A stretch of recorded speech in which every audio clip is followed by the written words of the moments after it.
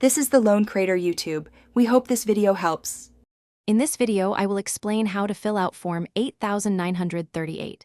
First, understand its purpose: reporting specified foreign financial assets to the IRS. This form is a key part of the Foreign Account Tax Compliance Act, or FATCA, designed to ensure U.S. taxpayers with foreign holdings meet their obligations. We'll cover who needs to file, what assets to include, and common pitfalls to avoid for accurate reporting. Not everyone needs to file Form 8938.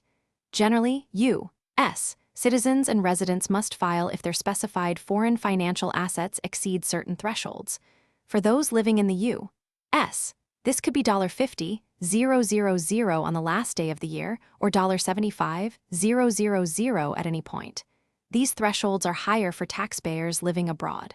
Remember, you only file Form 8938 if you are already required to file a U.S. income tax return.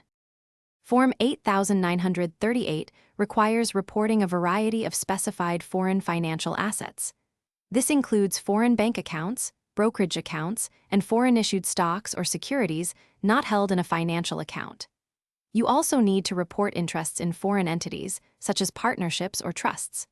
However, directly held foreign real estate, like a personal residence, is generally not reported on this form. Common mistakes include miscalculating asset values or failing to report all required assets.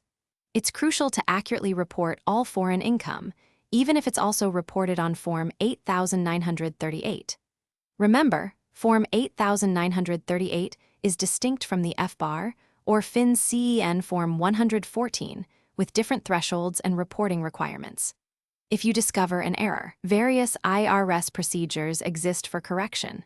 For more great deals, including a link to the new Kindle Paperwhite, check out the description below. Consulting a tax professional can help ensure full compliance and avoid penalties. Thanks for watching. Consider subscribing if we helped you.